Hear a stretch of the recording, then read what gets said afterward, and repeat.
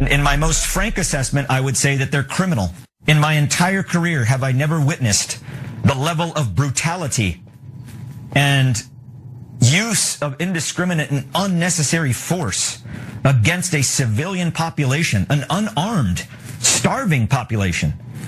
I've never witnessed that in all of the places I've been deployed to war until I was in Gaza at the hands of the IDF and US contractors. The gentleman you just heard from is not only an American, he's actually Lieutenant Colonel Anthony Aguilar, who's a retired US Green Beret, who actually decided to volunteer and sign up for the humanitarian aid distribution in Gaza.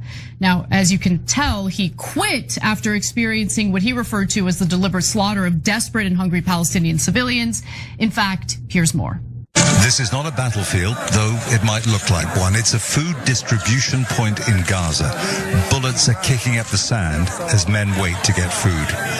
It's one of 4 sites run by the so-called Gaza Humanitarian Foundation, a joint Israeli-US scheme they say replaces the UN and keeps food away from Hamas. This video is of the foundation's armed American security guards opening fire.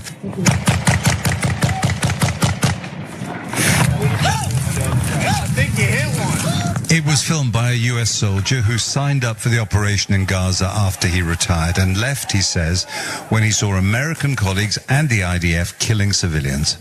The soldier is Lieutenant Colonel Anthony Aguilar, a Special Forces veteran of the US Army's Green Berets. I witnessed the Israeli Defense Forces shooting at the crowds of Palestinians.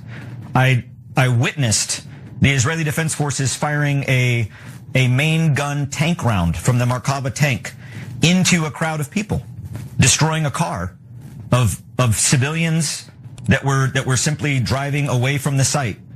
Now that was a retired member of the United States military, a former Green Beret, an individual who isn't shielding the public from his identity. He is speaking openly, candidly, while revealing his identity in regard to what he saw firsthand in Gaza.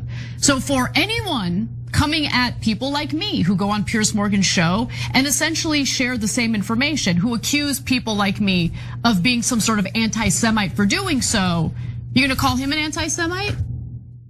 Or is it just considered unacceptable to ever call out the war crimes that are being committed by the IDF and the Israeli government?